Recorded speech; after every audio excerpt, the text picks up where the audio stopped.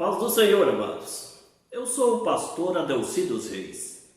Trago-lhes o comentário da lição 8, da revista da nossa escola dominical, que tem como título Edificados sobre o fundamento dos apóstolos e dos profetas. Textuável. Edificados sobre o fundamento dos apóstolos e dos profetas, de que Jesus Cristo é a principal pedra da esquina. Efésios, capítulo 2, no versículo 20. Verdade prática.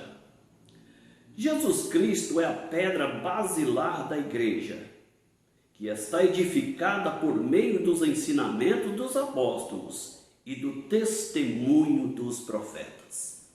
Meus amados, hoje nós vamos tratar desse assunto que é um assunto muito maravilhoso.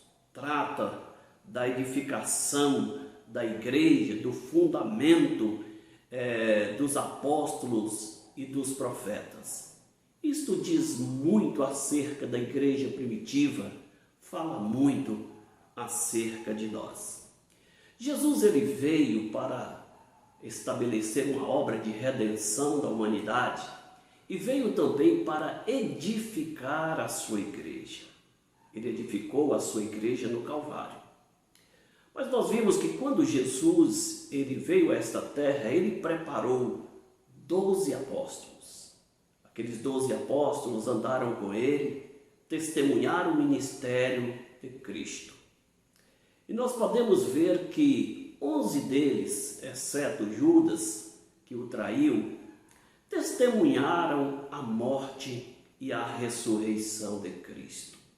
E nós podemos ver que Cristo, ele depois de preparar os apóstolos, eles agora estavam com a grande responsabilidade de propagar a mensagem de Cristo. E é isto que nós vamos estudar nesta hora, e nós queremos mostrar que Cristo, ele é a base da igreja. E nós estamos alicerçados sobre o fundamento da doutrina dos apóstolos e do testemunho dos profetas. O tópico primeiro nos diz: um edifício espiritual. O templo em Jerusalém, ele era símbolo do exclusivismo de Israel como povo de Deus. A proibição que havia dos estrangeiros adentrarem ao templo constituía um motivo de orgulho para o povo judeu, mas era também a razão da inimizade entre judeus e gentios. Cristo, quando ele reconciliou o homem com Deus na cruz do Calvário, Cristo também reconciliou judeus e gentios. Ele estabeleceu um novo homem, um novo povo através da igreja. Na cruz do Calvário, todo o sistema de sacrifício se cumpriu na pessoa de Cristo. Todos aqueles sacrifícios, as leis cerimoniais e os sacrifícios que eram realizados na antiga aliança apontavam para Cristo como sacrifício verdadeiro, como o único sacrifício capaz de restaurar o homem. Nós sabemos que os sacrifícios da antiga aliança, eles não tinham poder para perdoar o pecado, apenas cobria o pecado. Era como se fosse o adiamento de uma sentença. Para nós entendermos bem essa situação, nós podemos tomar, por exemplo, um homem que comete um crime. Ele se torna réu, ele vai ser preso.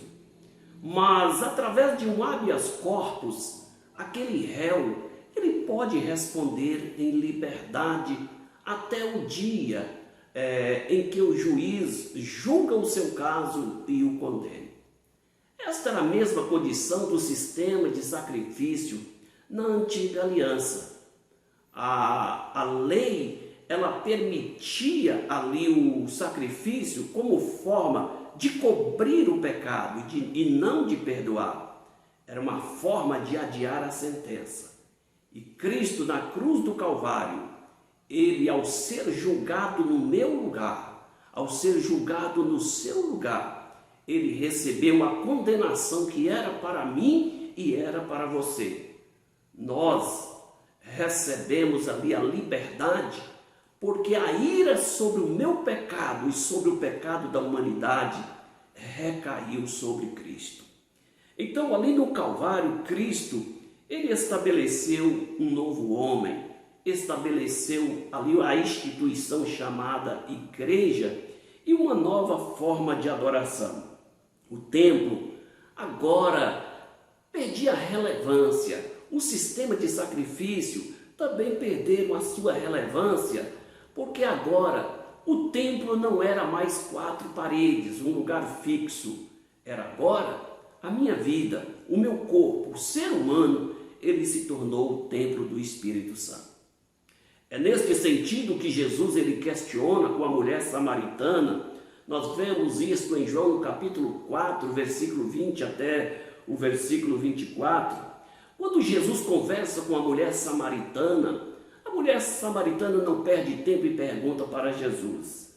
Ela diz: nossos pais adoraram a Deus neste monte, e vós, os judeus, dizem que é em Jerusalém o lugar onde deve ser adorado.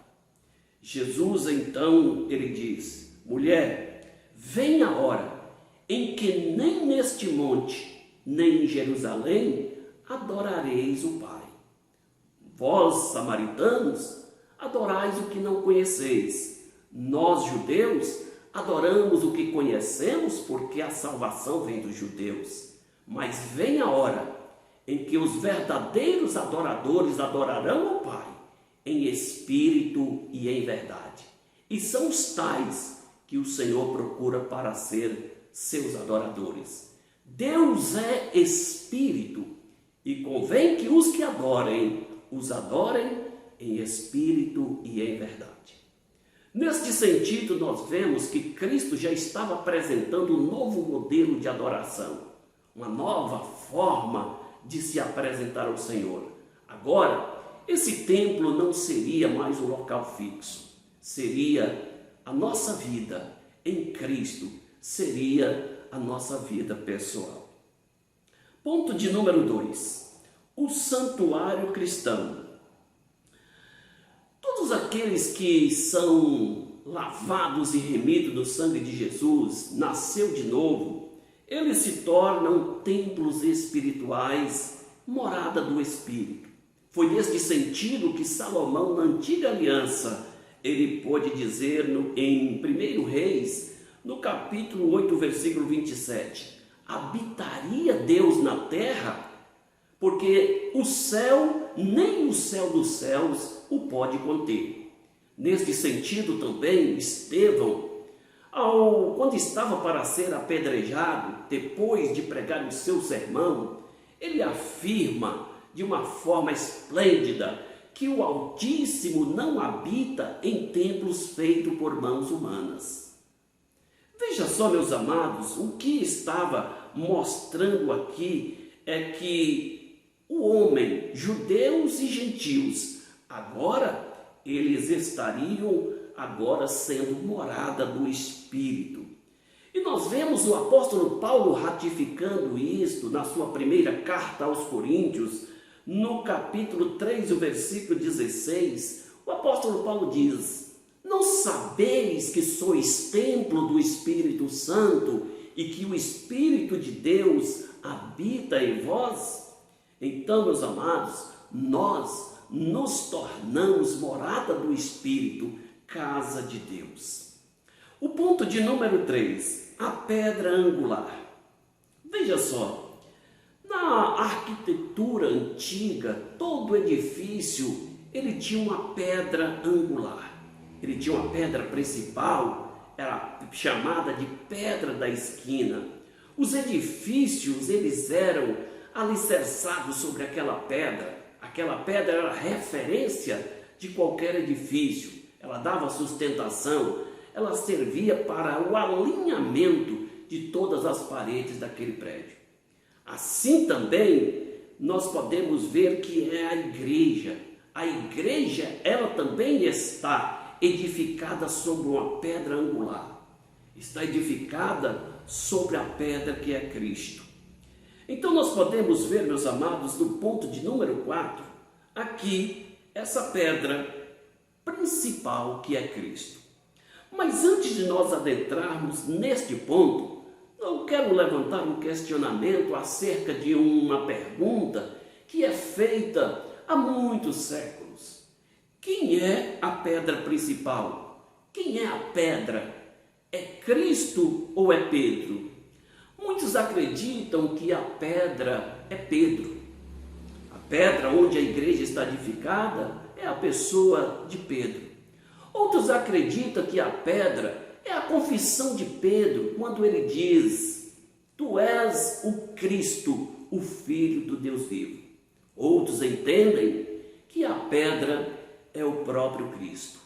E para nós entendermos isso, nós precisamos também compreender o jogo de palavras de Cristo, quando ele então responde a Pedro dizendo: Tu és Pedro, e sobre esta pedra edificarei a minha igreja. Veja que Pedro vem da palavra Petros. Petros significa pedra pequena ou fragmento de pedra. Mas quando Jesus diz sobre esta pedra, pedra aqui é Petra, que significa rocha maciça, rocha inabalável. E é neste sentido, amados, que nós entendemos que Cristo, ele é a pedra. O apóstolo Paulo, ele fala de Cristo como sendo a pedra. Na primeira carta aos Coríntios, no capítulo 10, o versículo 4, quando ele diz: Todos beberam da mesma bebida espiritual, porque bebiam da pedra espiritual que os seguia. E a pedra era Cristo. Veja só, meus amados, a igreja não está edificada sobre areia movediça. A igreja está edificada sobre a rocha. Veja só, neste sentido, foi que o apóstolo Paulo, ele disse na primeira carta aos Coríntios, no capítulo 3, o versículo 11, ninguém pode lançar outro fundamento além do que já está posto, no qual é Cristo. Então nós podemos ver que Cristo, ele é a pedra, ele é a pedra de esquina, a pedra angular, a pedra principal, mas ele também é o edificador, ele é o dono, ele é o protetor. Amém? Vamos agora, amados, para o tópico de número 2. O fundamento, apóstolos e profetas. Ponto 1. O conceito de apóstolos. Veja só, meus amados, apóstolo significa aquele que é enviado, ou seja, mensageiro. É uma referência à pessoa de Jesus Cristo enviado pelo Pai, como mensageiro da nova aliança, como propagador da nova aliança. E neste sentido nós podemos entender que Cristo, quando ele esteve aqui na terra, vemos isto nos evangelhos de Mateus, Marcos e Lucas, que Cristo ele preparou 12 apóstolos. Esses apóstolos, eles foram instruídos, foram ensinados, testemunharam o ministério de Cristo. Estiveram os 11 ali na morte e ressurreição. Após a ressurreição, Cristo chama Paulo e agrega ao círculo apostólico. E nós podemos ver, meus amados, que Cristo, ao chamar os apóstolos, nós vemos que aos apóstolos foi confiado o ministério da palavra para instruir a igreja. Nesse aspecto, nós vemos que eles foram comissionados para este serviço e vemos então que não são os apóstolos o fundamento da igreja, mas a palavra de Cristo, a doutrina cristã, ela se tornou o fundamento em que os apóstolos eles estavam firmados. Ponto de número 2, a doutrina dos apóstolos. Atos dos Apóstolos, no capítulo 2, o versículo 42, a Bíblia nos diz: e perseveravam na doutrina dos apóstolos. O que é doutrina?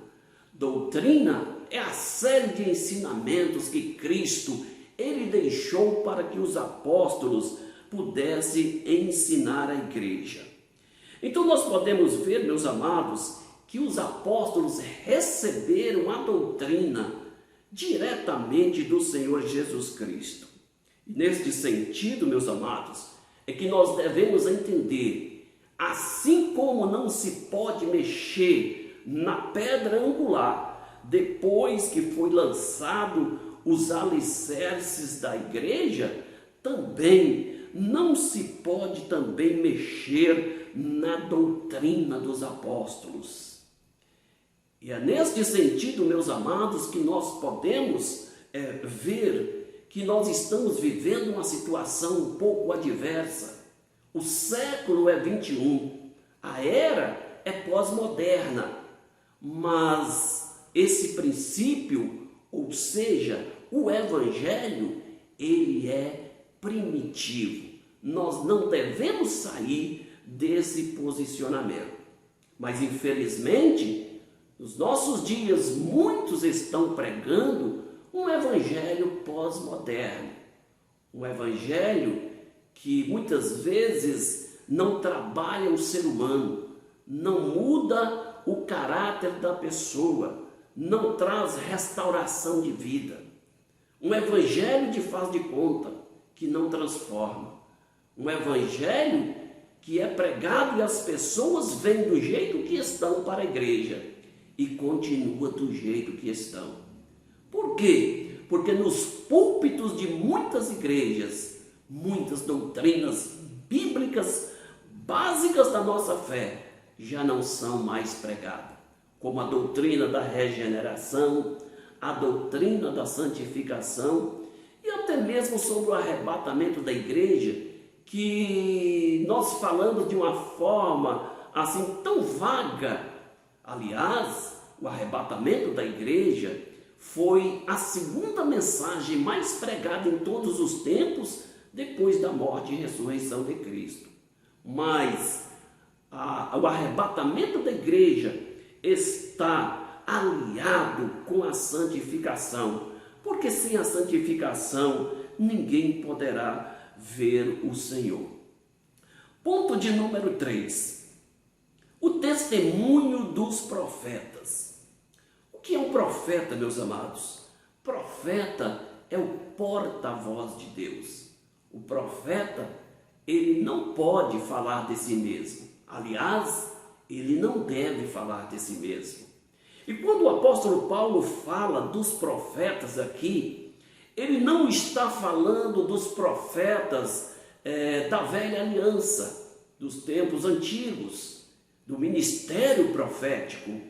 Ele também não está falando do dom de profecia, regulamentado pelo próprio apóstolo Paulo na sua primeira carta aos Coríntios, no capítulo 12.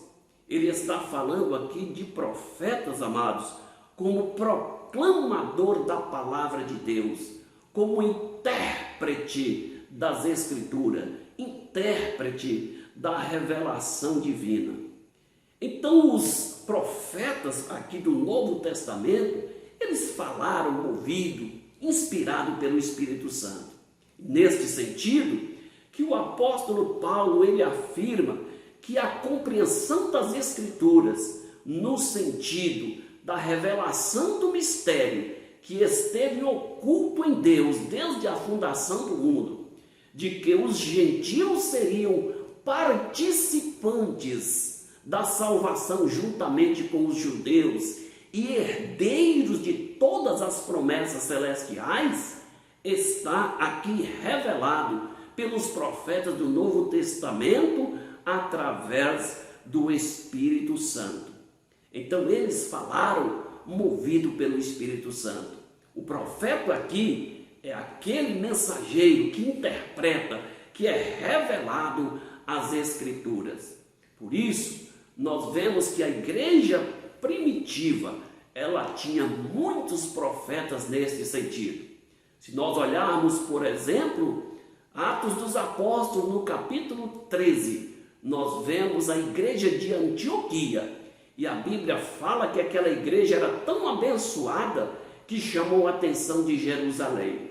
E nós vemos que naquela igreja ali foi enviado Barnabé, e então havia naquela igreja, a Bíblia nos informa no capítulo 13, que havia profetas, que havia ali naquela igreja mestres, como Paulo, como o próprio Barnabé, mas havia homens ali, profetas, que a Bíblia declara como Simeão, como, por exemplo, Lúcio, o Cirineu, e como Manaém. Esses homens são pouco falados nas Escrituras, mas teve uma relevância extraordinária na propagação do Evangelho. Então nós podemos ver que o profeta, ele sempre fala inspirado pelo Espírito Santo. A revelação das Escrituras, ela deve passar pela inspiração e a revelação do Espírito Santo. No tópico de número 3, edificados para a morada de Deus. Meus amados, todas as partes de um edifício, elas precisam estar em harmonias, porque se estiver em descontrole, esse edifício ele pode vir abaixo. Neste sentido é apresentado também a igreja. A igreja, ela precisa estar em harmonia, ela precisa estar edificada sobre a rocha angular. A sua estrutura é firme, é verdadeira, ela sustenta o edifício. Então, nesse sentido, que nós vemos que a igreja foi edificada sobre a pedra angular chamado Cristo. Nesse sentido, o cristão também, ele precisa estar edificado sobre a rocha. Ele não pode ser edificado sobre um alicerce de areia. Ele precisa estar firmado na rocha para suportar os vendavais, as chuvas, suportar as enchentes da vida. Se ele estiver firmado nesta rocha, se estiver firmado em Cristo, certamente ele passará por todas as adversidades, mas não se desmoronará. Então nós podemos ver, meus amados, que neste sentido foi que Cristo estabeleceu aqui um edifício bem ajustado em nós, para que nós possamos nos aperfeiçoar até chegar à medida de Cristo e se tornar também templo santo do Senhor. E é isto que nós vamos tratar agora no ponto de número 2. E no ponto 2 nos diz, templo santo do Senhor. Veja só, a palavra templo aqui vem da expressão chamada naon, e naon significa parte interna do templo, ou seja, o lugar chamado Santo dos Santos, onde o sacerdote adentrava para ter um encontro com Deus. Mas o apóstolo Paulo, quando fala aqui de templo santo, ele não está referindo a um edifício material, ele está referindo ao cristão nascido de novo, regenerado através do Espírito Santo. Veja só, e esse cristão regenerado, ele se torna um novo homem, ele se torna aqui então a morada do Espírito, ele passa a ter o resultado satisfatório na sua vida. Por quê? Porque ele passa a desfrutar da comunhão com Deus, ele passa a viver tendo o livre acesso à presença do Senhor, e ele é a morada do Espírito Santo. No ponto de número 3, morada do Altíssimo. Essa expressão aqui do apóstolo Paulo, morada do Altíssimo, nós podemos entender, amados, que é uma referência ao tabernáculo construído no deserto por Moisés, mas é uma referência também ao templo de Jerusalém. Deus, a sua presença estava no tabernáculo no deserto, mas a presença de Deus também estava no templo em Jerusalém. E neste sentido, meus amados, nós podemos ver que essa morada do Altíssimo, ela indica que Deus agora habita em nós. E aqui então nós podemos ver que a afirmação apostólica de que o Espírito de Deus, ele deve habitar no ser humano, porque Deus, ele não habita em templo feito por mãos humanas, templo físico, ele habita no templo espiritual. Esta afirmação, ela encontra realidade na vida do homem transformado, na vida do homem regenerado, reconciliado com Deus. Então nós podemos ver que Cristo, quando ele deu brado na cruz do Calvário, ele então rompeu a inimizade, reconciliou os judeus e gentios, reconciliou o homem com Deus, estabeleceu um novo homem, estabeleceu a instituição chamada igreja. E a igreja, ela se tornou lugar onde judeus e os gentios, eles possam estar unidos em uma comunhão como um só corpo em Cristo. É neste sentido, meus amados, que nós podemos ver que a igreja do Senhor é o local onde Jesus, ele preparou para que nós pudéssemos viver, pudéssemos residir como cristãos, como servos do Senhor, onde nós fazemos parte do corpo de Cristo, que é a igreja. Assim como nós somos um corpo, a Bíblia nos informa, o apóstolo Paulo falou que esse corpo, a igreja como um corpo que possui muitos membros, esses membros, eles precisam estar em harmonia.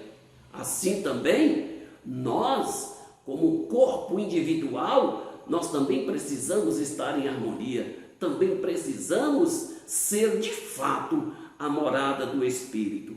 E é neste sentido que nós vemos a comunhão da igreja, onde judeus, gentios, povos e nações possam adorar a Deus em espírito e em verdade. Amém, amados? Que Deus nos abençoe.